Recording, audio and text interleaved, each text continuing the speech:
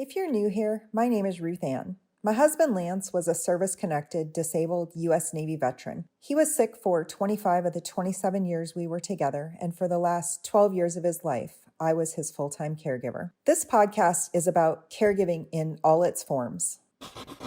As our parents age and begin to need help, we are faced with choices we need to make. Every situation is different, and for some, they're unable to take care of their parents for various reasons. Maybe it's a job or other obligation, lack of resources, or maybe their parents just live too far away. But for others, there isn't a choice not to care for their parents because of their culture. And that's the case with my friend David, who is here to share part of his story. David, thanks so much for being here. Thank you, RuthAnn. Glad to be here. Can you tell us a bit about your cultural background and how that shapes the expectation that family cares for family?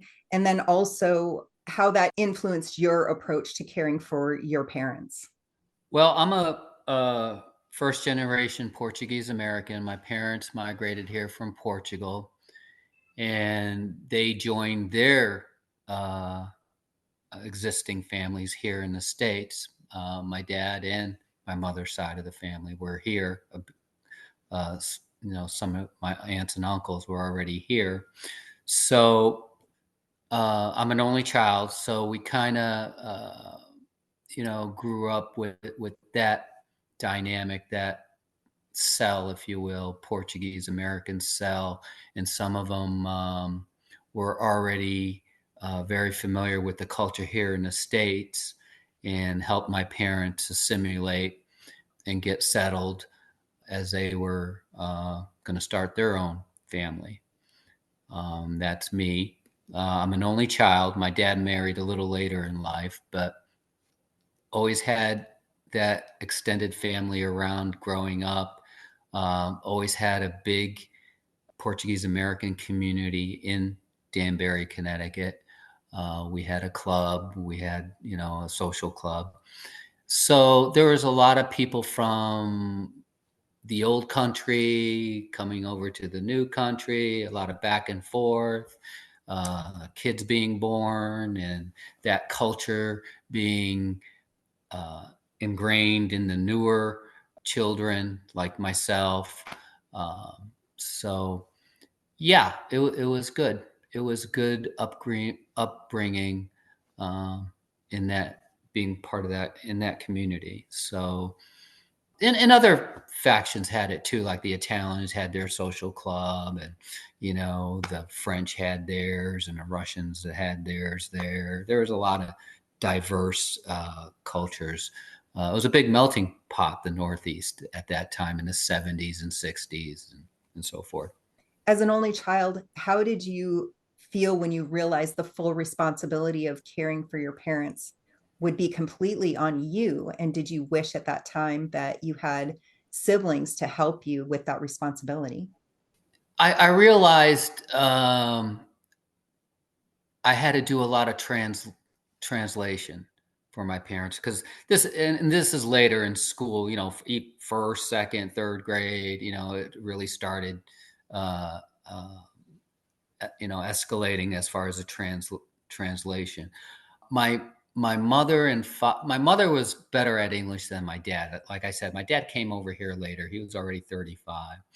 But my mom was she understood once it was explained and translated to her. The problem with being part of a community that's already established in there is they speak, even at work, there's large pockets of Portuguese people. So they spoke in Portuguese. The English wasn't, as quickly to come and learn as just being thrown out there and not having Portuguese people around. They did have Portuguese people around. Some were, pretty diverse in English and Portuguese, and would translate to my mother or father in Portuguese or back to Portuguese. So my parents, that was a crutch there, that my parents didn't learn English as fast as they should have, because they had all these, people helping them in Portuguese. But yeah, and then me at home translating and helping them there. So I felt a little bit empowered too. I didn't know it at the time, but thinking back on it, I felt like, oh, okay, sometimes I would translate things in my favor.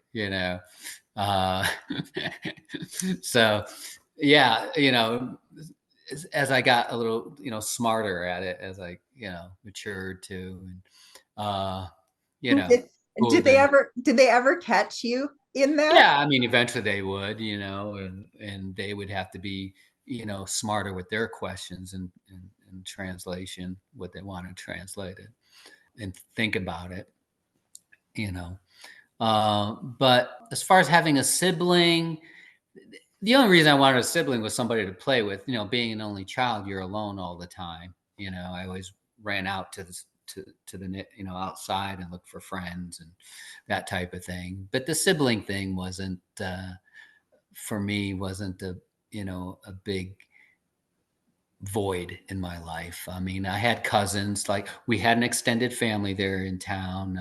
I had a lot of cousins on my dad's side, uncles and friends. And, again, we were part of that community. There were a lot of other children that, you can hook up with and stuff. So it wasn't, through the church and through the social club and obviously through school too.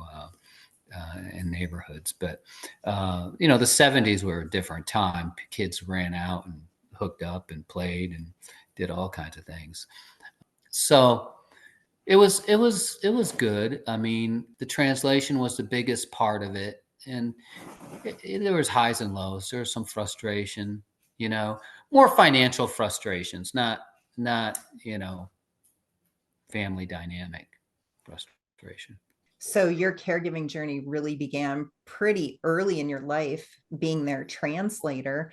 And then that, I would imagine, progressed as time went on. You did explain a little bit of that.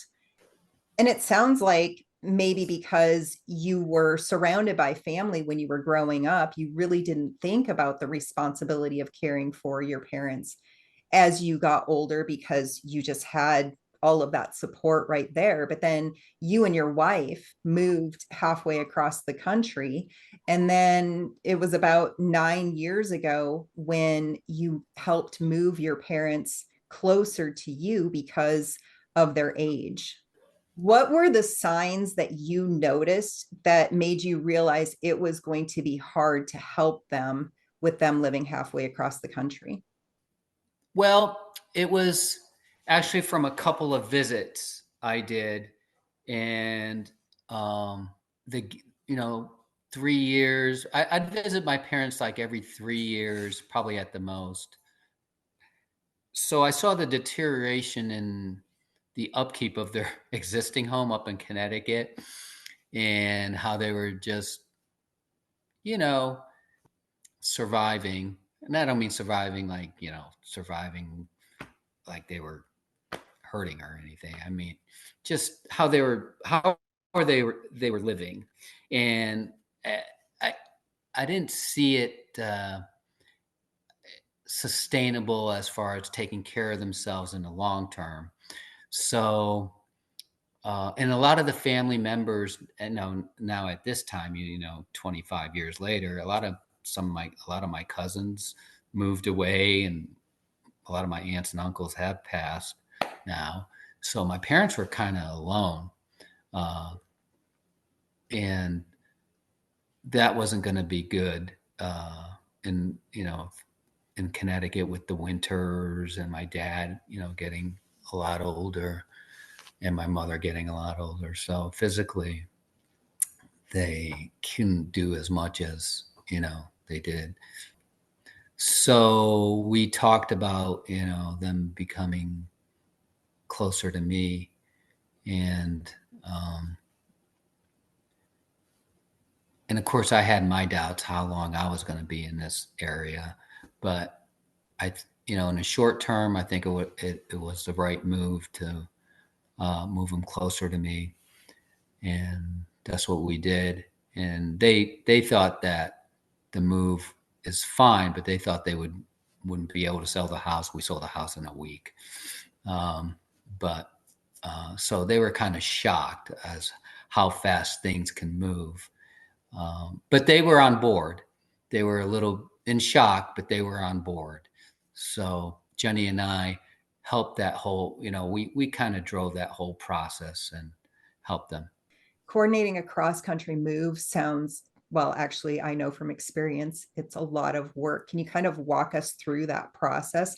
What are the things that you did to make that easier on them? First and foremost is explain to them the process, make sure they understood what is going to happen if we move forward with this. And I made that clear to them. And I made that, and we let time process it a little bit, let it sink in, and revisit it, and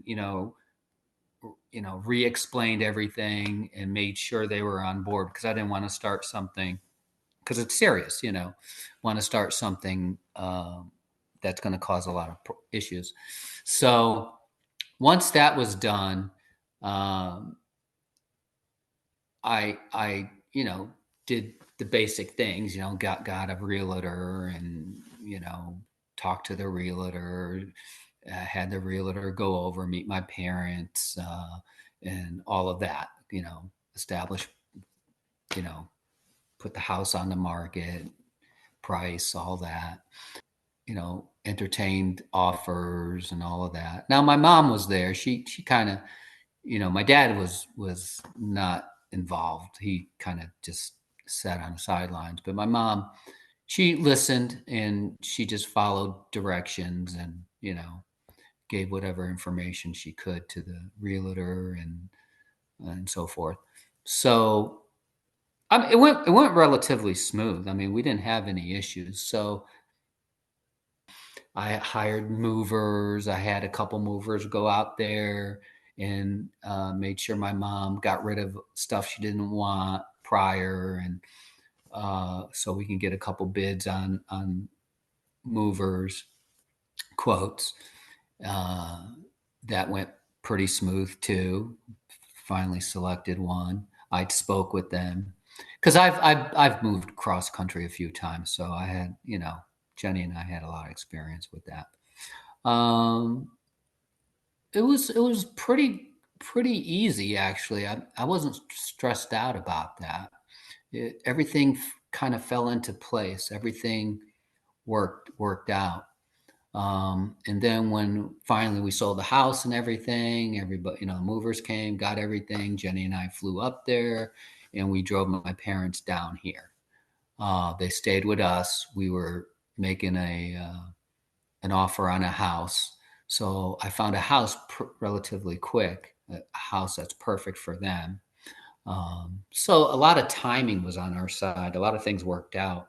Could be luck, or I don't know, but a lot of things worked out. So they had to stay with us a couple weeks before the house was ready. The new house down here helped them. Actually, the movers moved the stuff from Connecticut into the new house, into the house they purchased. So that worked out great. I think that's one of the nice things about hiring movers is a lot of times they can hold on to your things until you're ready to move into a house if it's just going to be a short time versus packing everything up into a U-Haul and doing it yourself. Then you have to find a place to store those things while you wait. Right, right, and we that's what we were trying to avoid. We told them to take their time with it. We're not in a hurry. We need a couple extra days, and I think from the route they did do that, because we were thinking, oh man, we might have to unload everything at the house we were living at in the garage and all of that. We did have the room for it, but it would have been twice the work, unloading load. But we avoided that. That was good. We got lucky. And because of the language barrier, I would imagine you had to help them set up all of their things like utilities and all that good stuff. Right. Everything. Yeah. Transfer. Yeah. All that had to be set up. Jenny did a lot of that, as far as the utilities, and taking them, getting their, driver's license, registered, all of those things, insurance. We primarily drove all that. In those early days after they moved closer to you, they were mostly independent with taking care of the lawn and the house. What kinds of support did you provide then, and how did that fit into your life as a parent with your job, all of those things? In the beginning, my parents were independent. They took care of all that, the lawn, the house, you know, day to day events. I mean, it was not a problem. And my mother till this day she does the yard, and it entertains her, It entertained my dad at the time in the beginning too. So that was not an issue. I mean, it wasn't an inconvenience. If they needed certain things, help getting things or buying things or information or something, that we I gave it to them. But other than that, in the beginning, it wasn't a problem. It really isn't a problem even to this day with my mom. She she goes out there for a couple hours a week, if not more. I mean, shit, she goes out quite a bit and entertains herself and with the yard. And she used to grow a little garden, keeps her busy, and so it is slowing down now with her age and her health. She's a diabetic, so, and she's not treating her diabetes. She doesn't want to treat her diabetes. So right now it's like, a time bomb, I think, with with her. She's a strong woman physically, but I think it's a time bomb waiting to happen because she doesn't want insulin. She's 84, and she's complaining about her back, her stomach, and all the symptoms Jennie and I researched. What happens to a diabetic not taking insulin as they get older and deteriorate.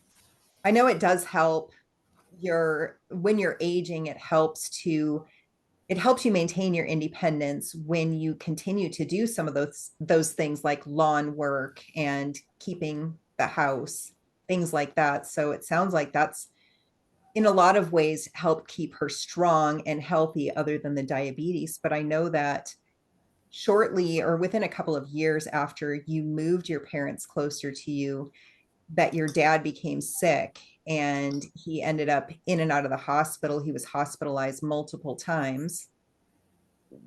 During that time, how did you balance everything? I just accept it as part of life. I mean, my life, um, that's that was my job, taking care of that. Again, these things became instilled in me as I grew up. Saw them through my other family members, what they did with their parents and helped, and how my cousins, aunts and uncles all helped each other. So it was just part of the deal, if you will. Being so, part of, when I, as a kid, translating, you just grow up being so attached, to the mental psyche of with them, that you control it. I'm the boss, I control the whole deal. What's going to happen, what we need to do, and so forth, because they that's just they pass that along to me, and I just accept it. I mean, it's just part of the way I was brought up. Um, those responsibilities. I mean, it was just part. Go to work, do my daily stuff, add this to the agenda. Check on dad, check on mom. Jennie would help too. So it was all part of that. Part of our task, our daily life task at that time. So while you're talking about this, I'm just thinking about your culture, how that is just so ingrained in you. And that's not something that I grew up with. So I'm just trying to wrap my mind around that a little bit. And I guess I had never thought about the fact that you because you had to interpret from such a young age that really you were the one calling the shots in a lot of ways. So that's an interesting perspective on it. So I had to know, I had to be sure on certain decisions, I wasn't making, and of course I was, even when I was younger, I wasn't sure if I'm making a mistake or not, or, you know, you just roll the dice sometimes and okay. Or sometimes we'd have to reach out. It was a little bit unfortunate. My parents didn't have a closer relationship with their brothers and sisters. I mean, they were there, but I I thought that it would be a lot better. It was close, but not close in a sense where they would give, more in-depth advice, but they and everybody had their own families to contend with and all that. But in retrospect, I think back and I'm like, well, why didn't Uncle, you know, Al say this to my dad back in the day or show him that, blah, blah, blah. I was too young to understand at the time, but now you think about those things and how certain things could have turned out different. But anyway, till this day, I look up the front room here and we've got an extra bedroom. If my mom has a stroke, on the back of my mind, I'm thinking, is she going to have to come here with a home caregiver and blah, blah, blah, if she can't stay by her, live by herself, or do we need to, find a place? So those things are more occupying my mind right now because it's becoming, I think we're getting to that point, or we're approaching that point. Every day, I don't call my mom every day. I call my mom like every other day. And when I hear her on the phone, she seems like she's okay physically, mentally. That's another day I check check off that, okay, I don't have to deal with it today, that type of thing. But it's coming. I Yeah. know it's coming. Yeah. It's good that you're checking on her regularly because then you can start to notice those earlier signs and symptoms of aging. And Yeah, and I see the symptoms are more prominent now. Um, I see some alarming, symptoms sometimes, so I have to deal with that. let's go back a little bit. I think it was about 6 years ago when your dad really started getting sick and was in and out of the hospital. And then during that first hospitalization, your mom fell and broke her wrist and needed surgery. And then she couldn't drive for a short period of time. So then you and Jennie really had to pick up the slack and take care of a lot of things at that time. Can you tell me what that was like for you? Did that change anything for you, or did it make you realize that it was getting closer to you needing to take on more responsibility? Well, it was a precursor. It gave me kind of a snapshot of what I could expect in the years to come. I mean, I knew she would heal from it, and I in that little event, I took her to the doctor, and we just translated what needed to be done and all of that stuff, and what's the best for her at the time to have done. But it was okay. I mean, it wasn't a big. I mean, it was a big deal. She fell and broke her wrist, but it wasn't a big deal. It wasn't that much of an inconvenience for me. And Jennie helped too. I think it was during the summer. I forget. Jennie had a lot of time. I think it was during the summer this happened. It was during teachers have summers off. Um, and I would go there after work just to check on things, and we would pick up things they need, and yeah, it was fine. It lasted like a month, a little over, and then my mother was able to drive again and do things. And then eventually your dad went home on hospice and he passed away a short time later. What was that transition like for you? Well, that transition has been happening, that whole year. So he was in and out of the hospital a couple times. And that last one, he went in. I knew it was, 50-50, he's going to come out. So we were already prepared. My mother was prepared already. They were pretty adamant about him not having tubes or anything, or being hooked up to machines and so forth. Um, he was 88, and a lot of his organs were fit: his heart, his kidneys, his liver. That was all going.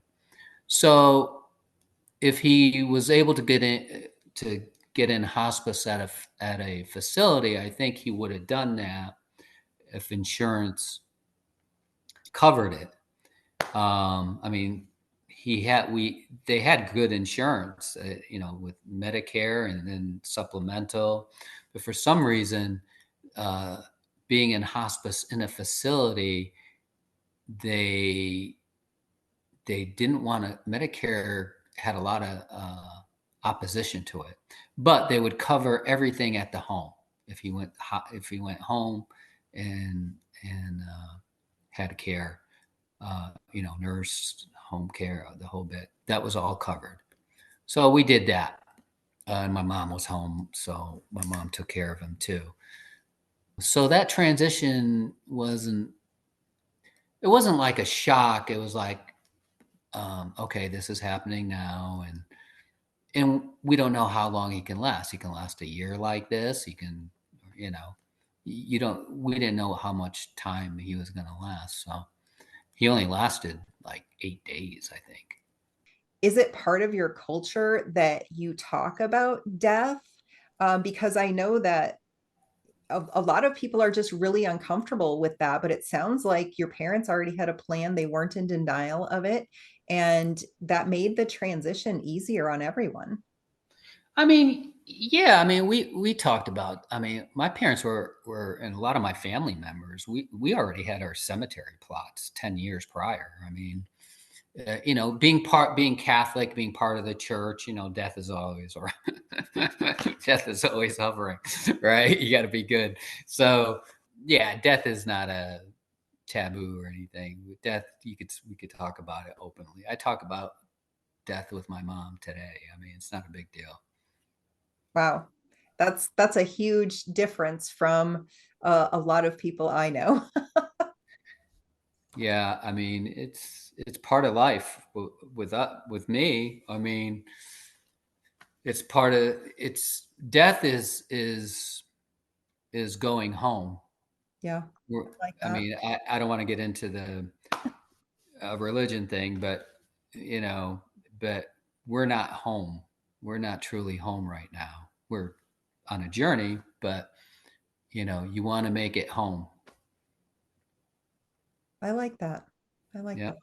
It's a good way to look at it. Makes death less scary. yeah, yeah.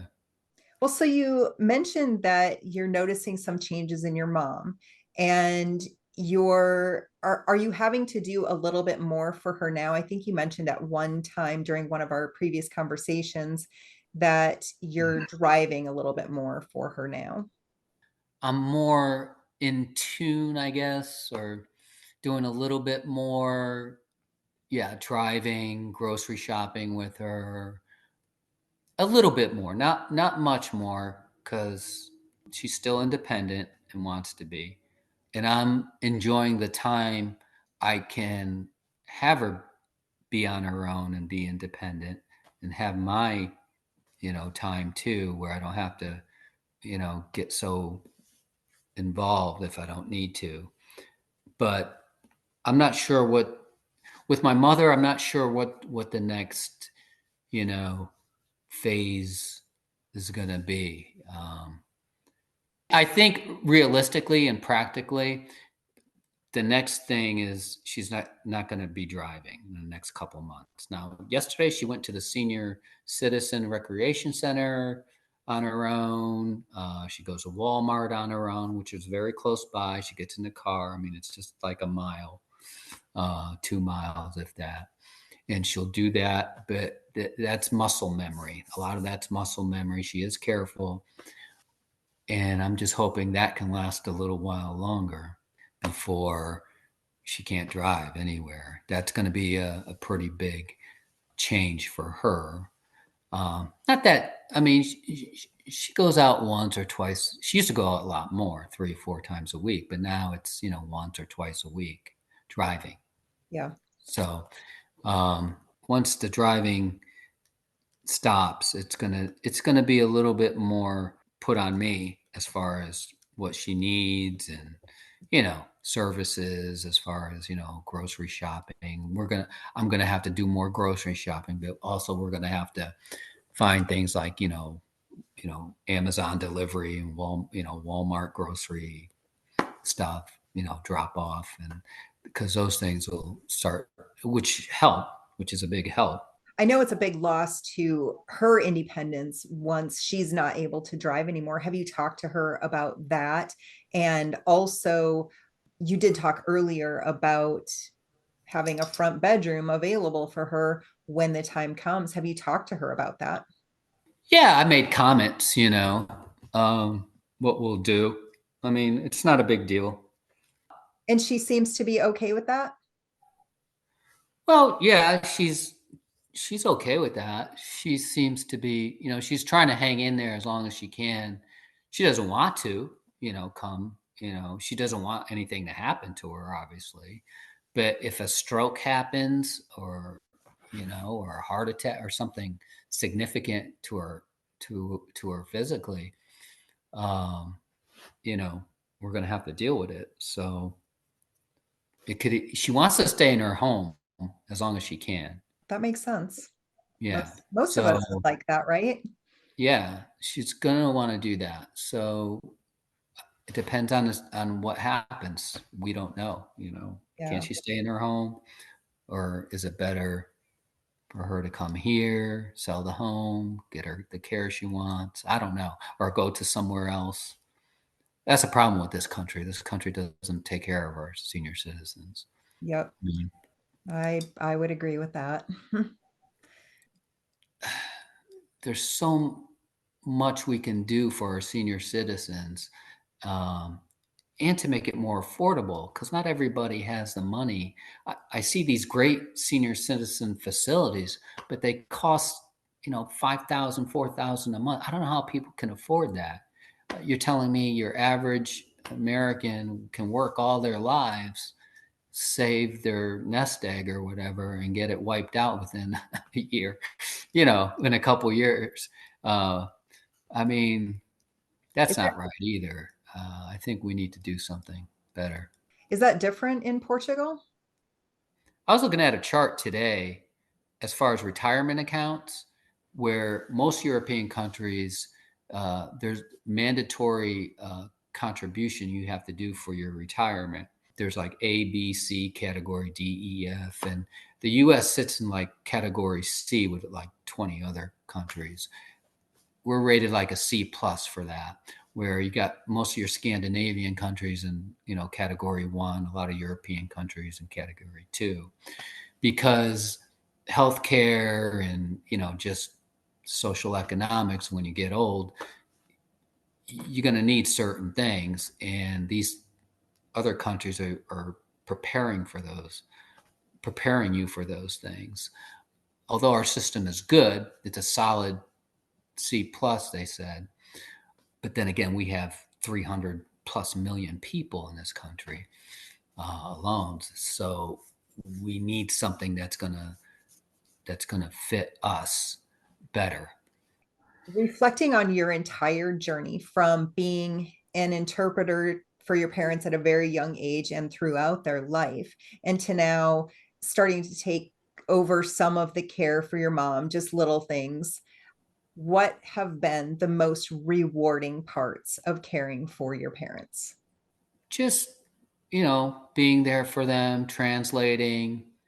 The journey never stops. It just keeps, the situation and dealing with the situation just keeps going and going and going. There isn't any break in it. So to reflect back on it, it's the journey. It's a never ending process, you know, where we are today, were in the beginning, as far as what my parents accomplished. Yeah, they accomplished quite a bit, you know, with what they had and what they, you know, their means and everything.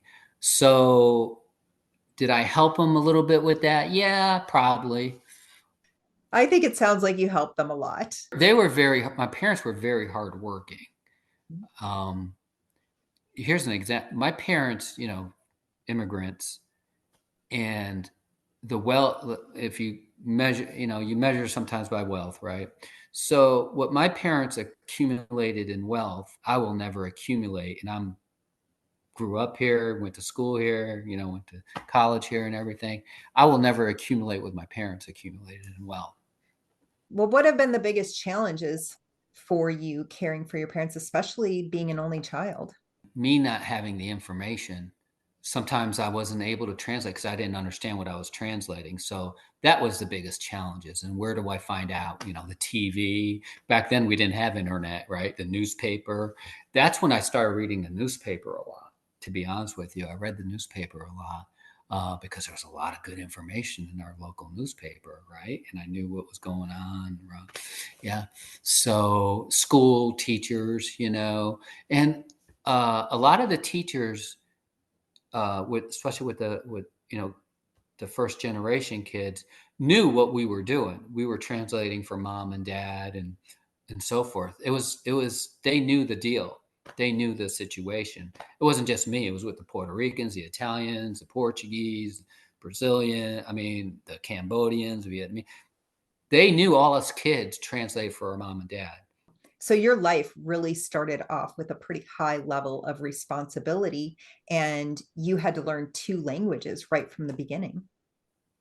Yeah, that was, you know, when you're little, that was a little, you know, what I hated about that is my English comprehension. I was in a fog a lot, and that hurt me, you know, because I needed that extra time to comprehend or learn, and I didn't. So there was a lot of things that was foggy until you know, I found out later, you know. So it kind of, you know, it was a little bit of a setback.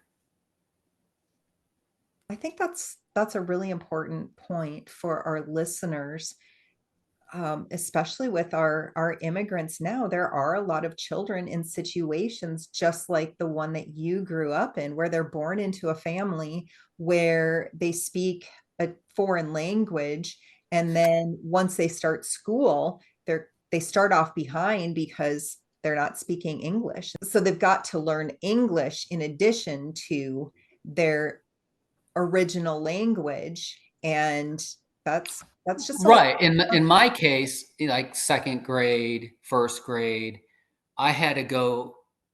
They pulled me out of class, and I had to go. I don't know what it was called, resources or something. I had to walk out to the trailer, meet with another instructor, and he would teach me uh, English. This, you know, the vowels and we'd practice the sentences and, you know, paragraph, you know, reading.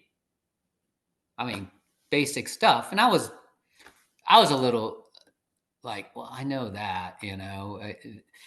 So it was kind of given to. It was a little frustrating too, but sometimes it helped a little bit. I mean, I learned it really quick, obviously, or whatever they were doing or trying to teach me, because I learned it on my own already. You know, from TV and newspapers and reading comics and, you know, signs and all of that. Watching sports. That was our learning platform back then.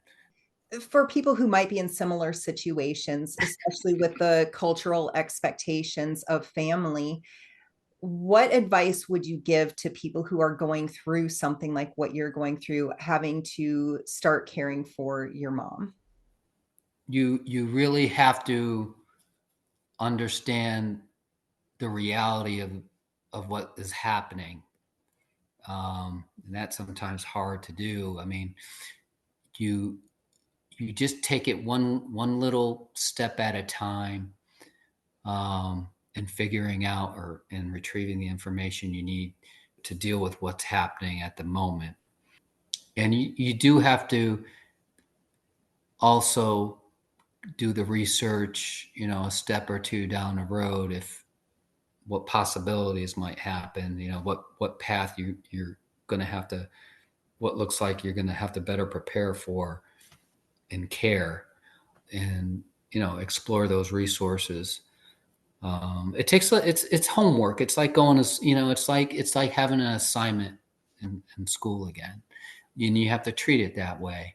Unfortunately, it's so convoluted, and this whole process is so convoluted and misguided and mismanaged. I don't know what the word. It's very disappointing. It should be a clear, distinct path, but in the U.S. they don't do that because everybody's in everybody's pocket. The drug companies, the healthcare, everybody wants a piece or wants to avoid doing certain things. I'm not sure what's going on, but if you excuse my language, it's a clusterfuck. At the end of the day, yeah, it's better just have mom and dad die at home and give them the drugs they need, and someone to help you out. Probably that's the best way. But to, I don't know, put them in a facility to prolong their life if they're in really bad shape, to me, that's not part of my culture. It's not, at least the majority of it. We, being a Portuguese American and European type of person, we kind of, let life happen. If life is meant to expire, we just let it go organically. At least that's the way, you know, my perspective is, or has been, you know, taught to me. So yeah, hooking everybody up to tubes and machines and drugs, it gets exhausting. It's not meant to be.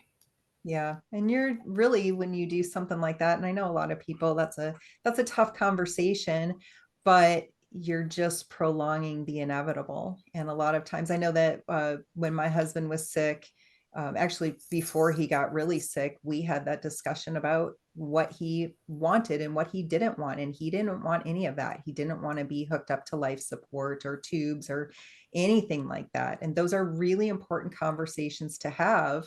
But I Yeah, think people are not having them. So sounds like it's just a good idea to not live in denial of it. And it sounds like your family has done a really good job of communicating about that. I think I have, and I mentioned to you earlier about my aunt down in Florida, my father's sister. She, she, I grew up with her in Connecticut. She was there in Connecticut, but they moved to Florida years ago, and she's now in I think a one bedroom efficiency. She has cancer, and she's dying. But my cousin's down there, my taking care of her. So she's not doing anything to prolong her life. I mean, she's probably taking some medication for the pain, but she's just, living day to day. I guess I haven't really talked to many people about the cultural differences in how we care for our aging parents. So this was a really good conversation. It shined a light on a lot of things. I think communication is one of the most important things, and it's something that is lacking a lot in the American culture. Denial of death is a big thing. So I appreciate you sharing your story, all the things that you did, and thank you for doing the things that you do to care for your mom during the last years of her life. And thanks so much for being here. Thank you.